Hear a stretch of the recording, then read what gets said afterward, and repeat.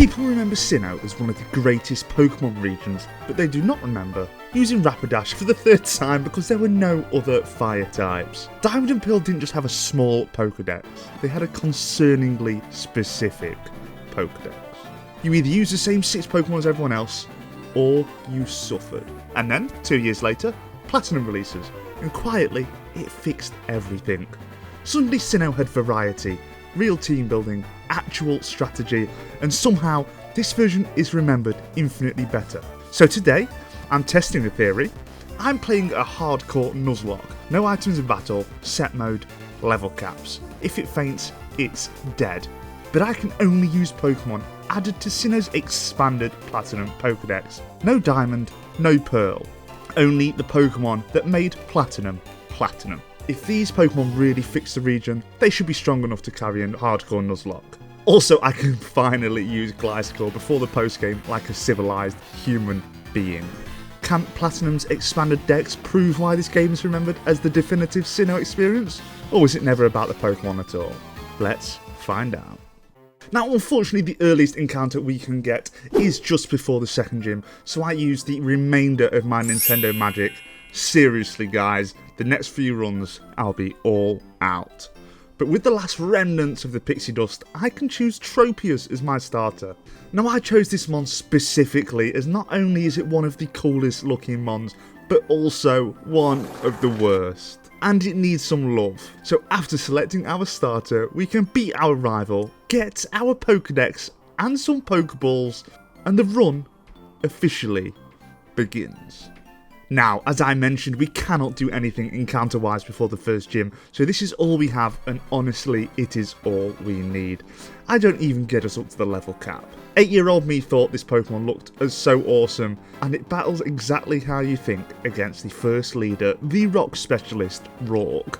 We OHKO his lead Geodude with a quad-effective Razor Leaf. Onix survives one, as it just lowers our defense with Screech. The next turn they heal up, but not enough so we can secure the KO. And his final mon is his Ace Craniados, and it just lowers our defense even more. But it doesn't matter, as we can fire off another Razor Leaf for another OHKO. Badgers surely won't come easier than this. At the Valley Windworks, we have our first major run-in with Team Galactic, but they were no trouble for our banana tree dinosaur. We get poisoned, but we heal with a held Petra Berry as we set up a growth and then proceed to fire off +1 gusts to KO the bat as their cat comes out. Now this is a beast, especially at this stage of the game, so I decide to fire off Razor Leaves, but we unfortunately don't get a crit, but we fortunately do enough damage to secure the KO, only taking 2 feint attacks in the process. And full disclosure, I thought we could access the old chateau now, but we do have to wait until we have cut, so I head straight to Mount Coronet and pick up a new encounter, that being a Nosepass, which is certainly a Pokemon. And whilst we are in the mountain, we can level up our compass, and due to the special magnetic field, it evolves into a Probopass, which is just a defensive beast. But we don't even need it for the upcoming gym, as Tropius proves once again it needs more love. We set up 3 growths and fire off a Stab super effective gust for the OHKO.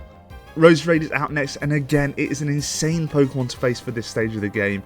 It outspeeds us and fires off a Poison Sting that does little, but of course it poisons us, as our gust brings them into the red before Berry. We take another before picking up the KO, and Poison Chip brings us below half before their final mon is out. They outspeed and they go for a Grass Knot, which does so little, so we can get yet another OHKO with a gust, putting another sweep in the Tropius highlights and claiming our second badge. Now that we can use the Cut HM outside of battle, we can go to the old chateau, and at night we can interact with the TV and out pops Rotom. We all thought this was a legendary when we were kids, don't lie, I know I'm not the only one.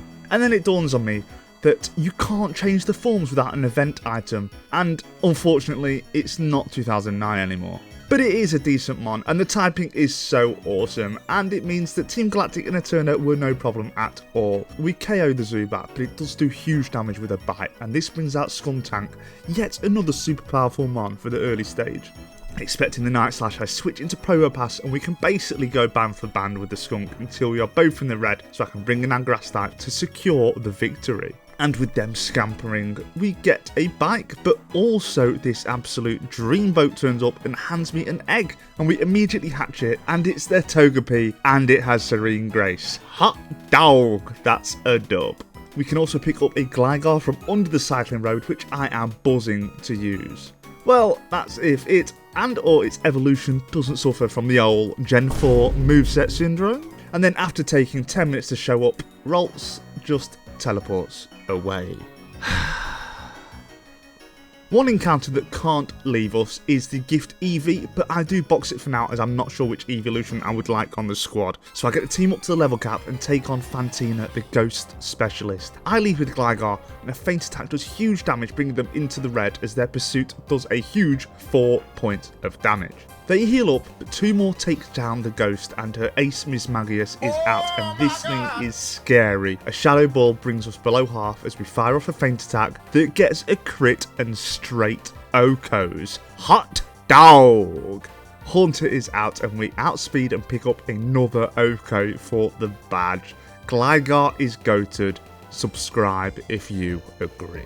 And as we leave Hearthstone City, we get jumped by Barry, and I completely forgot about this battle. I was not prepared in the slightest. We put his Staravia to sleep with Togetic before switching into Rotom for the Shockwave KO. He then sends Weasel out, and we just get a straight Oko with another Shockwave. His starter is out now, and a Shockwave does less than half as their Flame Wheel takes us deep into the yellow. I switch into Gligar on a Flame Wheel, and we fire off a Screech before then firing off a Yawn with Togetic. I switch into Tropius as they snooze and they wake up the next turn, and their Flame Wheel does just under half. As our Gust leaves them on literally 1 HP, I think he will heal up, but he doesn't. And our starter falls to a Blaze boosted Flame Wheel.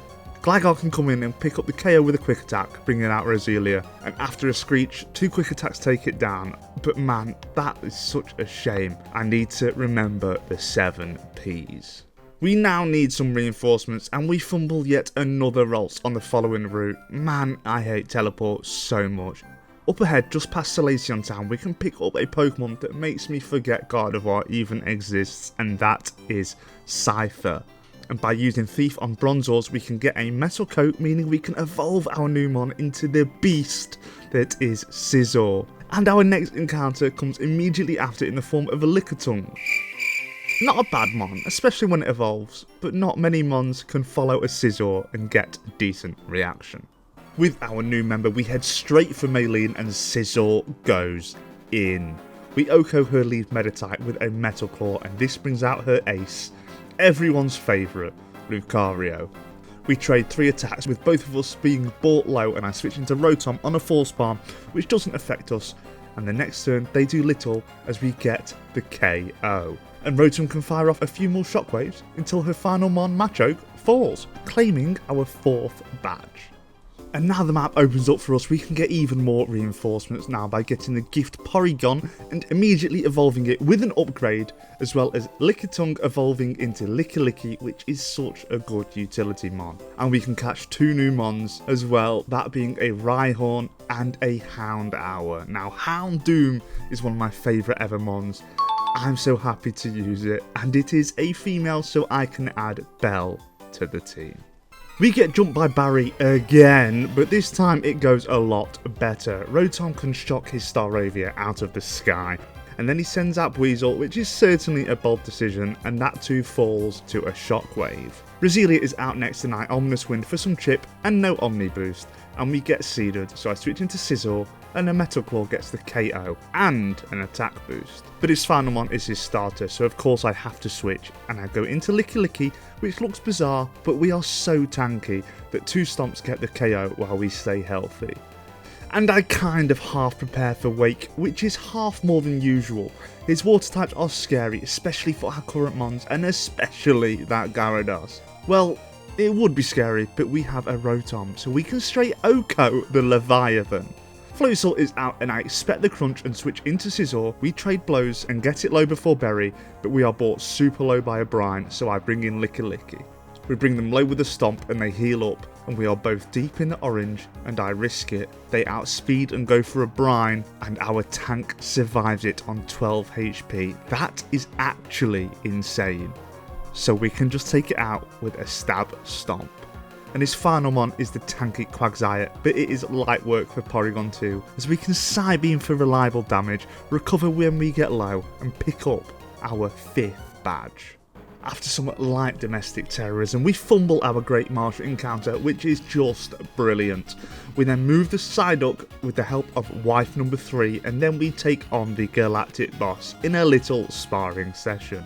And here is where I greatly overestimate how good Rhyhorn is, as we get an unlucky 2 out of 5 on Rock Blast, and after a Screech, we get smashed by an Ice Punch that OHKOs. Wonderful. For some reason, I thought Rock resisted Ice, but hey ho. Sub for more epic plays. Houndoom can come in and take it down, as well as the Murkrow, and Rotom can handle the bat. God, I am good at this. I then stay up way past my bedtime to get a Duskull for the team. Dusknoir is an insane Pokemon, and Ghost is always a great type, and it is also at this point that I decide to evolve Eevee into a Vaporeon. Oi, leave it. It's because Stab Surf will go so hard, and I need Surf to get to the next gym. And now we can Surf, I head to Fuego Ironworks where we can pick up a Magmar, and Magmortar is phenomenal, but personal bias will affect their space on the team. Sorry, not sorry. And then we battle Barry again, and his team is starting to get scary. And yet again, I was not prepared, and you can tell by the fact that I led Licky and not Rotom. We do eventually get the KO with our normal type thanks to our bulk, but no thanks to their Intimidate. He then brings out his Heracross, and we know how dangerous this mon can be. So I switch into our new fire type, and a Brick Break does over half, and no Flame Body burn. So I switch into Gliscor, and we can eventually take it down, but we are bought low. So when Floatzel comes out, we go into Vaporeon, and due to our ability, they can barely touch us. So we can just whittle it down for another KO. Houndoom can get the OHKO on Roserade with a Fire Fang, and this brings out his ace and the best starter, not just of Sinnoh, but of all time, Infernape. I switch into Sizzle on the fighting move and then into Vaporeon on the fire move, and we survive a Brick Break and get the OHKO with a Surf. Man, he is getting tough. But Byron, on the other hand, was a nice simple one. Magmortar can fire off 2 Lava Plumes, one for Magneton and another for Steelix, getting OHKOs on both. His Ace Bastiodon is out, and we fire off another that does a third as they go for a Metal Burst, and thank God Bastiodon's special defense is so high, otherwise that could have been scary. I switch into our tanky Ghost type and we get a burn off, but not before being crit by Stone Edge, so I bring in our Evolution for the safe Surf KO. Yet another bomb goes off. Man, these Team Galactic peeps mean business. But this one goes too far. Look at those poor Magikarp. But we now have to face the Commanders, but our team is so well rounded that they pose no threat. They have parties of 3 and the only unique one is their ace. Sizzle can wall their Toxic Croak, and Purugly can be dealt with by our Evolution. We love the simple ones. Afterwards, we trek north and add a Swinub to the team, and it is now time to take on the 7th gym leader, and honestly, I've forgotten her name. Man, this always happens, I'm so forgetful. I lead with Probopass, and we can wall their Sneasel and get up Stealth Rocks and Paralyze before KOing with a Rock Slide. Piloswine is out next, and expecting the Earthquake, I switch into Licky and we get them to burn a heal before being brought low, so I bring in Vaporeon and we get the KO from that range with a Surf. Her Grass type isn't out now, and I bring in Houndoom, who can of course KO with a Flamethrower, and their final one is Frozlass, and with the hail up, their Snowcloak makes this annoying, especially as they go for a double team. We miss a few Flamethrowers as they boost their evasion even more, so I decide to go for a Feint Attack as it can't miss. It takes 2 to pick up the KO, it takes 2 to get our 7th badge. And now we can use Rock Climb. We can find the Reaper Cloth, which means our Ghost type can take its final form, and this thing is so cool. I still haven't forgiven it for Mystery Dungeon though. We witness a weird political rally / cult speech before taking on their leader so we can free the Lake Guardians and start the process of saving the region. Sizzle can OHKO his lead Sneasel with a Metal Claw after taking an Ice Punch. Honchkrow is out next, and it does so much damage with the Drill Peck, and we miss our Metal Claw. I bring in our newly evolved Mamoswine, and we get smashed by a crit on the switch to well below half. I of course switch yet again, and this could easily slip out of control. I bring in Magmortar and we get smashed below half, but our flame body activates and gets the burn. I stay in and our flamethrower brings them low before Berry, and the next turn we can outspeed and KO the bird.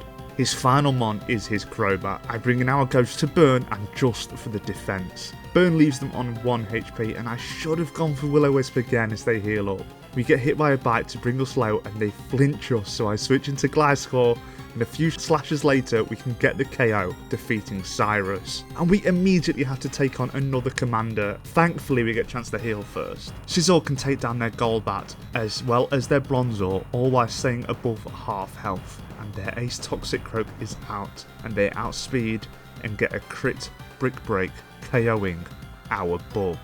Remember when I said Scizor wore Toxicroak? That is such a balls up. Scizor is awesome. I'm sure we survive a non-crit there. Thankfully Mamoswine can come in and pick up the KO, meaning that they have to release the legendaries, and then this random man talks to us. I'm sure he is a crucial part of the story, but honestly, I don't care. And now I've got a bit between my teeth about these evil so I storm up to Spear Pillar and take on the infamous double battle against the commanders with Barry beside me, but honestly, it was actually so simple. I lead Vaporeon and I set up an Acro Wing first turn and then proceed to just click Surf. It does help that they barely target me and focus Barry, and I'm sure my Surf KO'd some of his mons. Cyrus then opens a portal and we follow him through, and after traversing the coolest environment in all of Pokemon, we face down against the villain for the final time. I lead Vaporeon against this Houndoom and they miss a Will-O-Wisp as we fire off a Surf that gets the clean Oko. Gyarados is out next, and I bring in our Ghost on an Earthquake that does little, and the next turn we get flinched by a Waterfall as we are brought below half. I risk it and we stay in, and they go for another, and we survive on 5 HP, and we connect, burning the Gyarados. I switch back into Vaporeon to bait a non-water move before going into Porygon Z, who can fire off a quad effective discharge for the KO. Honchkrow comes out next, and I stay in and just keep going for a cover just to see what they're doing, and there is honestly no pattern. They keep going for random moves, so I don't risk a crit, and we go into Magmortar on a Heat Wave that does so little, and the next turn we outspeed and our Flamethrower does over half and gets the burn. Man, that is so lucky. He uses a full restore, but 2 more can just take down his bird. His penultimate mon is the scary Weavile, and I switch into Mamoswine on a Night Slash that does about a third. An Ice Punch then brings us below half as we go for an Ancient Power that gets the Omni Boost, meaning that after taking another Ice Punch we can rip an Earthquake for the KO. And his final mon is Crobat, and our most powerful ice move is Ice Shard, so I don't risk the range. I bring in Vaporeon, who can win the 1v1 with Aurora Beam, defeating the evil team and allowing us to face down against arguably the coolest legendary ever, Giratina. And when we do, for some reason it keeps going for Shadow Force, so Porygon Z can come in and just pick up the KO. Slow and steady. We pick up our final encounter of the run just outside Sunny Shore City, which is an awesome Magneton, and we can immediately evolve it in Mount Coronet into a Magnezone. And then we head straight for the final gym leader, Volkner. He leads with the best evolution, and I with our ground type. We get outsped, and a super effective Iron Tail does little, and our Earthquake does a whole lot more.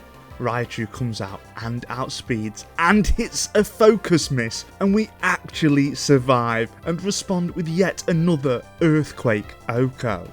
Electivire is out, and I bring in the Ghost to burn, and we do, but not before taking 2 Thunder Punches. And when they are burned, I bring in Probopass, and we can easily win the duel, bringing out his final mon and ace, Luxray. We get hit by a Thunderfang before taking advantage of the weird early gen mechanic where you can paralyze electric types. And we can do some chip with Magnezone before bringing in Porygon Z for the Psybeam crit KO, claiming our 8th and final badge. And as we head north, there is a Stanley style cameo from Jasmine, the steel leader from the Johto region, and she gives us the Warsfall HM, so we can venture onwards through Victory Road. And after the grueling journey, as we are about to enter the Pokemon League, our rival Barry jumps us for the final time. His lead Staraptor is scary, so I play it safe by burning with our Ghost before switching into Magmortar for the Flamethrower KO. Floatzel is out next, and I go back into our Ghost to burn again, God, we are so tanky, I love it. And then I bring in Porygon Z for the KO with a discharge. Heracross is out and I go into Dusknoir on a close combat and then into Magmortar on a Night Slash, but no Flame Body burn. I decide the best course of action here is to switch around to stall close combat PP by using our Ghost type, and then Porygon Z can OHKO with a Tri-Attack. Infernape is out and I PP stall again, but this time it's Focus Blast, and then Porygon can pick up yet another Tri-Attack KO. His Snorlax is his penultimate mon, and we can recover to heal and eventually bring it down with, you guessed it, Tri-Attack. His final mon is Roserade, and this thing is scary, but not scarier than Magmortar, who can KO with a flamethrower after some chip from Licky Licky. Man, honestly, he is one of the best rivals, a truly difficult battle every single time. And here we have it, guys, the final team, the squad to face the Elite Four. We have Leia the Dusknoir, our tank, with Shadow Sneak, Ice Punch for coverage, Will-O-Wisp and Shadow Punch. Vanellope the Vaporeon with Surf, Aqua Ring, Ice Beam and Toxic, just to be, well, toxic. Jasmine the Magnezone, and really we will only be using Thunderbolt and Flash Cannon.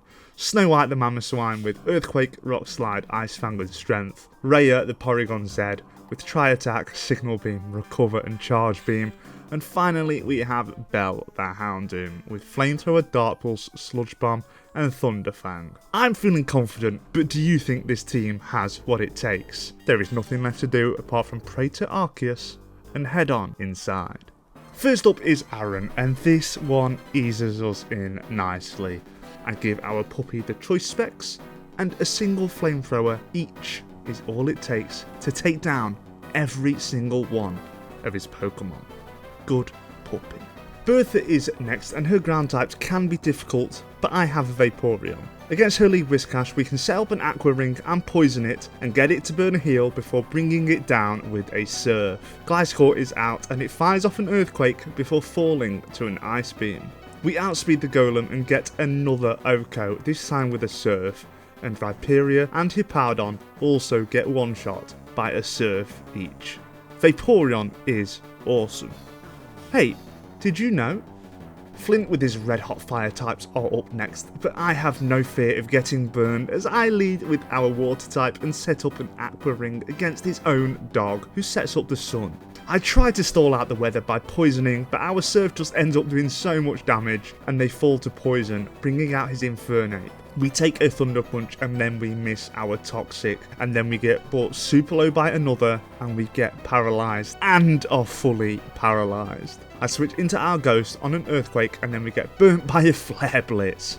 Man, this is not looking good. I bring in our Fire type to resist the Flare Blitz and then we can outspeed and KO from that range with a Sludge Bomb. His own evolution is out and a Quick Attack does a fair chunk and our Sludge Bomb does almost half. I pivot into Dusclops, this time on a Giga Impact, and then back into Houndoom on an Overheat. They go for a Quick Attack, and we survive on 2 HP before firing off a Dark Pulse to KO. Magmortar is out, and I go into Mamoswine on a Thunderbolt and get the KO with an Earthquake, and his final mon is Rapidash, and it absorbs the light for a Solar Beam, but another Earthquake secures another KO.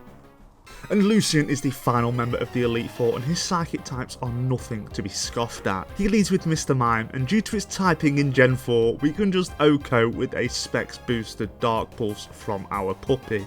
His Ace Garlade is out, and I bring in Dusknoir on a Stone Edge that misses. After taking a Psycho Cut, we can burn with a Will-O-Wisp, and the next turn a Shadow Punch does massive damage, with their Berry bringing them out of healing range, but then Burn Chip brings them back in.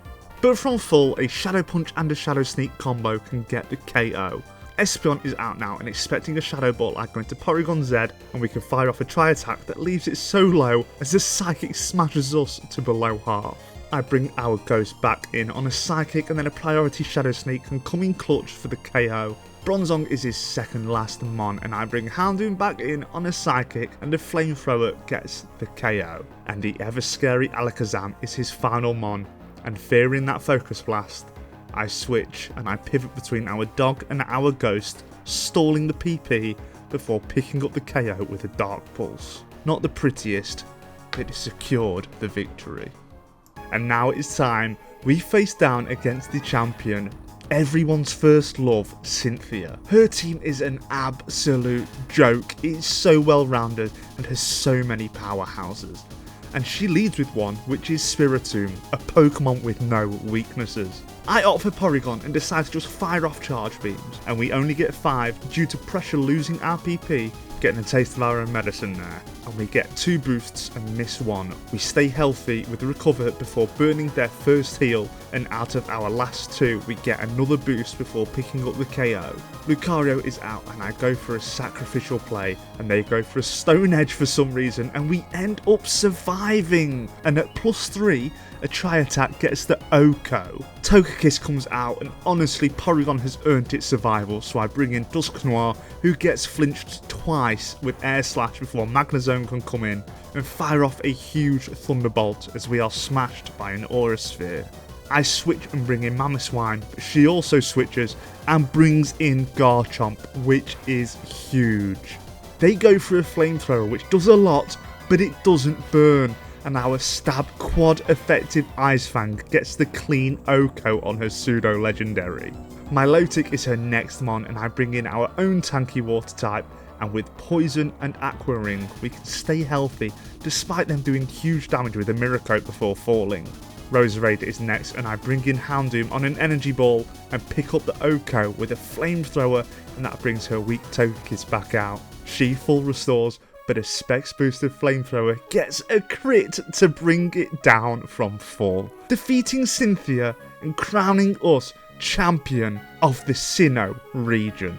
This challenge was so fun. Yeah, it wasn't the most difficult as the mons are just so iconic and powerful, but I used some of my favourite mons and proved that there is more to Sinnoh than the so-called Big 6. I thank every single one of you for watching, and if you enjoyed it, hit the like button and subscribe for more wacky Pokemon challenges. And if you have anything to add or a run to suggest, let me know down below. But with all that said, stay classy and have a wonderful, wonderful day.